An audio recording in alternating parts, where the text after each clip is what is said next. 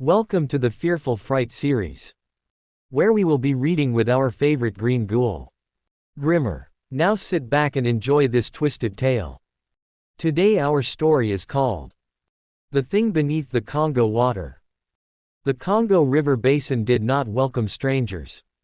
It breathed. The air was heavy and wet, thick with rot and green life, buzzing with insects that whined like tiny saws. The river itself moved slowly, brown and swollen, carrying broken branches, dead leaves, and things no one liked to look at for too long. Dr. Kelly Catherine stood at the edge of the water and wiped sweat from her brow, already regretting the trip. She was a paleontologist, bones, fossils, history. Not this. Not the living, choking swamp that seemed to watch her back. Behind her, the rest of the team unloaded equipment. Dr. Kenton Justice, broad-shouldered and confident, adjusted his satellite pack. He was the expedition leader, a zoologist with a reputation for chasing myths and proving them false. "This is it," he said, grinning. "The Congo. If anything prehistoric survived the extinction, it would be here." Finn Allen, the youngest of them, nervous and brilliant, checked the audio sensors again. His hands shook slightly. "The locals keep saying the same thing," he muttered. "Large, long-necked, moves the water like a boat." Issy Shannon, their cryptozoologist and documentarian, raised her camera and filmed the tree line. "Mokul Mabem," she said quietly. "They say it kills hippos. And people." Kenton laughed. "Stories. Every swamp has one." That was when the young man stepped out of the reeds. He couldn't have been older than 20. Tall, thin, dark-eyed. His clothes were worn but clean. His feet were bare, caked with mud. He smiled, but it never reached his eyes. "My name is Bashir," he said. "I hear you are looking for something old." Kelly felt a chill that had nothing to do with the heat. "The offer." Bashir spoke calmly, like this was a business transaction. "There is a creature," he said. "Very big. Long neck. Long tail. It lives where the water is deep and the trees are drowned." Kenton leaned forward instantly. "You've seen it?" Bashir nodded. "Many times." Finn swallowed. "And you'll take us there?" "For money," Bashir said simply. Issy frowned. "People have gone missing out here." Bashir's smile widened just a little. "Yes." The silence that followed was thick. Kenton laughed it off. "People disappear in jungles all the time." Kelly hesitated. "Why hasn't anyone photographed it?" Bashir tilted his head. "Because it does not like to be seen." That should have been the moment they turned back. They didn't. Into the swamp. They traveled by narrow canoe, deeper and deeper into the Congo Basin, where the trees grew straight out of the water and the sunlight barely reached the surface. The swamp smelled wrong. Not just rot, but iron. Old blood. Something sour and ancient. The water grew darker. Deeper. Finn checked his sonar unit. "Something big moved under us." Kenton leaned over the edge. "Probably a crocodile." The canoe rocked. Hard. Kelly grabbed the side, heart pounding. That wasn't a crocodile. Bashir kept paddling. Calm. Focused. "Soon," he said. They reached a stretch of swamp where the trees formed a natural ring, their roots rising like skeletal fingers from the water. The air was silent here. No birds. No insects. Issy stopped filming. "Why is it so quiet?" Bashir pulled the canoe into the roots and tied it off. "Because it is listening." The first sign. They stepped onto muddy ground that sucked at their boots. Finn suddenly froze. Tracks. They were enormous. Round, deep impressions pressed into the mud, each one larger than a bathtub. The ground around them was cracked, as if something heavy had stood there for a long time. Kelly knelt, her breath shallow. "These aren't elephant tracks."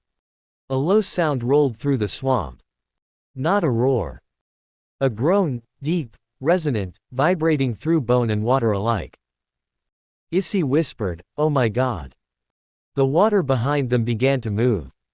Not ripple. Rise. The monster. It emerged slowly, like the swamp itself was giving birth. A massive, scaled back broke the surface, coated in moss and leeches. Then a neck, longer than a bus, uncoiled upward, water cascading off it like rain. The head was wrong.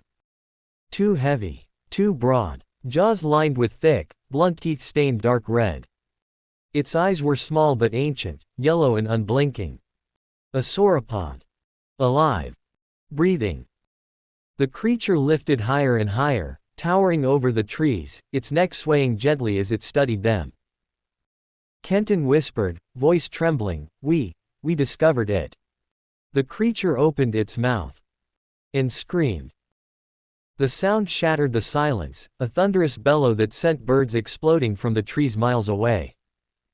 Then it moved. The slaughter. The tail struck first. A blur of muscle and scale slammed into Finn, crushing him into the mud with a wet, final sound. His equipment shattered. His body did not get back up. Issy screamed and ran. The creature's neck whipped down, jaws snapping shut around her torso. The camera fell, still recording, as she was lifted screaming into the air, then swallowed. Blood rained into the water. Kenton fired a flare. It hit the creature's side and fizzled uselessly against its armored hide. "Run!" he shouted. Kelly ran. Behind her, Kenton tripped in the mud. The sauropod's foot came down. The ground shook. Kenton justice ceased to exist. The truth. Kelly hid beneath a tangle of roots, mud smeared across her face, lungs burning as she forced herself to stay silent. She watched. Bashir stepped forward. The creature lowered its head toward him. Did not attack. Bashir reached into his pocket and pulled out a knife, not for defense, but to cut open Kenton's fallen pack. He removed cash, satellite phones, equipment. He spoke softly to the monster, in a language Kelly didn't understand. The creature rumbled, almost content. That was when she understood. This wasn't an accident. It was a system. Scientists came, researchers, explorers. Bashir led them in. The monster ate. Bashir took what remained. A feeding ground. The last chase. A twig snapped beneath Kelly's foot. Bashir turned. Their eyes met. "Oh," he said calmly. "You are still alive." He gestured. The water behind her began to churn. Kelly ran. Branches tore at her skin. Mud dragged at her legs. The swamp screamed with movement as the sauropod pursued, its neck crashing through trees, its footsteps shaking the earth. She dove into the canoe, slashing the rope with shaking hands.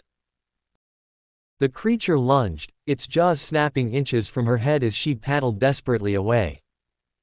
The canoe shot forward. The swamp closed behind her. Aftermath. Kelly was found 3 days later, delirious, sunburned, and half-starved, drifting downriver. She told her story. No one believed her. The expedition was labeled a tragedy. Animal attack. Equipment failure. Bashir was never found. But sometimes, local fishermen report a young man on the riverbanks, smiling, waiting for curious outsiders. And deep in the Congo swamps, something massive still moves beneath the water. Hungry. Waiting.